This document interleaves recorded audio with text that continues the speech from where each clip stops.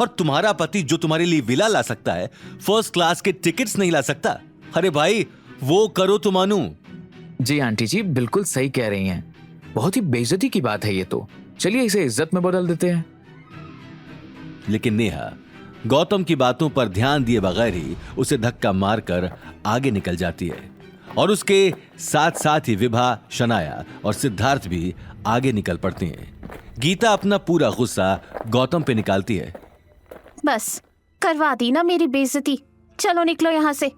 मैं कम से कम टूर पर तो आसानी से चली जाऊं। सारा मूड खराब कर दिया निखट्टू कहीं का। सभी लोग आगे चल ही रहे होते हैं कि तभी सामने से सफेद यूनिफॉर्म में महारानी एक्सप्रेस के मैनेजर विक्रम सेठ वहां जाते हैं। कैप्टन विक्रम एक जमाने में देश की सेवा करते थे और अब रिटायरमेंट के बाद उन्होंने महारानी एक्सप्रेस शुरू किया। कैप्टन विक्रम के हाथ में मोटे मोटे गुलाबों से बनी एक बड़ी सी फूल की माला होती है। कैप्टन को सामने से आते हुए देखकर नेहा को लगता है कि ये गुलाब की फूल माला कैप्टन उसके दामाद सिद्धार्थ को पहनाने के लिए ला रहा है। वो ये देखकर बहुत खुश होती है और गीता भी कहीं ना कहीं सोच रही होती है कि कैप्टन ये माला सिद्धार्थ को पहनाने के लिए ला रहा है। पता नहीं कैसा बेकार जमाई है, ना काम का ना काज का। आज अगर ये फूल माला कैप्टन गौतम के गले में डालता तो फिर मैं भी नेहा को बताती, लेकिन अब ये मुझे ताने सुनाने से बाज नहीं आएगी। विक्रम चलते चलते सिद्धार्थ और नेहा को क्रॉस करते हुए गौतम के पास पहुंचता है और उसके गले में माला पहनाकर कहता है, वेलकम सर, वेलकम मैम। मेरा नाम कैप्टन विक्रम सेठ है। महारानी एक्सप्रेस में आपका स्वागत है। गौतम भी खुशी से विक्रम का आभार मानता है। बताइए सर, कहां है आपके गेस्ट? मैं खुद उन्हें फर्स्ट क्लास केबिन तक लेकर जाऊंगा। कैप्टन के मुंह से गौतम के लिए सर सुनने पर और उसकी आओ भगत करने पर वहां खड़े हर एक इंसान को हैरत हुई।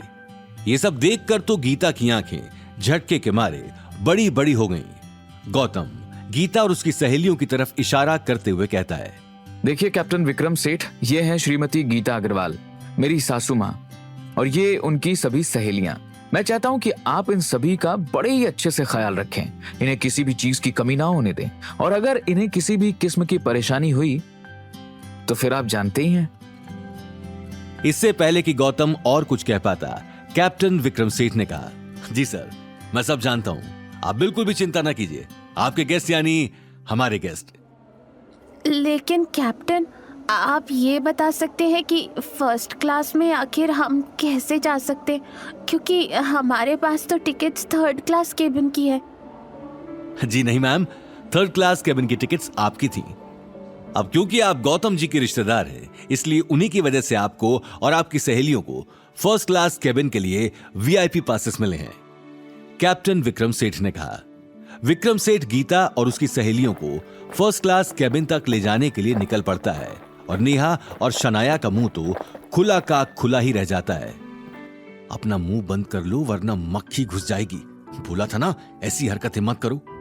क्यों तुम और तुम्हारी मां हमेशा गौतम को अंडर एस्टिमेट करने में लगे रहते हैं? करवा ली ना फिर से अपनी बेइज्जती। चलो अब चुपचाप। सिद्धार्थ गुस्से से शनाया को कहता है। वहीं नेहा कुछ भी कहने की हालत में नहीं होती। गीता और उसकी सहेलियों के सामने नेहा की इतनी ज्यादा बेइज्जती हुई होती है कि वो शर्म के मारे अपना सिर उठा ही नहीं पाती और मुंह नीचे करके महारानी एक्सप्रेस के अंदर जाने के लिए आगे बढ़ती हैं। मिस्टर गौतम, आखिर आप बताना पसंद करेंगे कि ये सब कैसे हुआ? आपने आखिर क्या जादू किया है और किसे फोन मिलाने के लिए गए थे? अवनी गौतम को हैरानी से देखते हुए पूछती है, तुम्हारे से जुड़ा हर इंसान, हर चीज मेरे लिए अहमियत रखती है। ऐसा कहकर गौतम अवनी को महारानी एक्सप्रेस की तरफ बढ़ने का इशारा करता है। फर्स्ट क्लास केबिन में शिफ्ट होने के बाद गीता और उसकी सहेलियां खुशी से झूम रहे होते हैं। गीता की सहेलियां कहती हैं, वाह भाई गीता, तारा दामाद तो हीरा है, हीरा। लेकिन हमने तो उसके बारे में कुछ और ही सुना था। खैर छोड़ो, आज वक्त पर तुम्हारे दामाद ने जो कमाल दिखाया ना भैया, क्या बात है। और देखा था कि शनाया और उसकी मां का मुंह कैसे उतर गया। वाकई मुझे तो बड़ा मजा आया। गीता अपनी सहेलियों की बातें सुनकर बड़ी खुश थी, लेकिन वो अपने मुंह से गौतम के बारे में कुछ भी अच्छा बोलना नहीं चाहती थी, इसलिए वो बस मंद मंद मुस्कुरा रही थी। यहां दूसरी ओर नेहा शनाया से बोलती है, मुझे समझ में नहीं आया कि गौतम की पहचान कैप्टन से हुई कैसे, और आखिर वो इसकी इतनी खातिरदारी क्यों कर रहा था। सिद्धार्थ गुस्से से कहता है, बस कीजिए मम्मी जी, क्या करेंगे इतना सोच के, ट्रिप पर जा रही है ना, उसका मजा लीजिए, वैसे ही बहुत तमाशा खड़ा हो गया है। सिद्धार्थ की बात सुनकर नेहा मुंह चढ़ाकर एक तरफ खड़ी हो गई। इधर गीता और उसकी सहेलियां गप्पे मार ही रहे थे कि तभी विक्रम सेठ वहां पहुंचा और कहा, मैम एक बात तो मैं आपको बताना भूल ही गया, आप गौतम जी के रिश्तेदार हैं, इसलिए आपका खाना और रहना बिल्कुल फ्री होगा। आपको किसी किस्म के खर्चे के बारे में सोचने की कोई जरूरत नहीं है। Enjoy the tour. मेरे यकीन मानिए आपको बहुत मजा आएगा। आगे की कहानी जानने के लिए देखिए अगला एपिसोड सिर्फ पॉकेट एफएम के यूट्यूब चैनल पर, और रॉयल वारिस के सारे एपिसोड्स को सुनने के लिए डिस्क्रिप्शन में दी लिंक से डाउनलोड करें पॉकेट एफएम ऐप।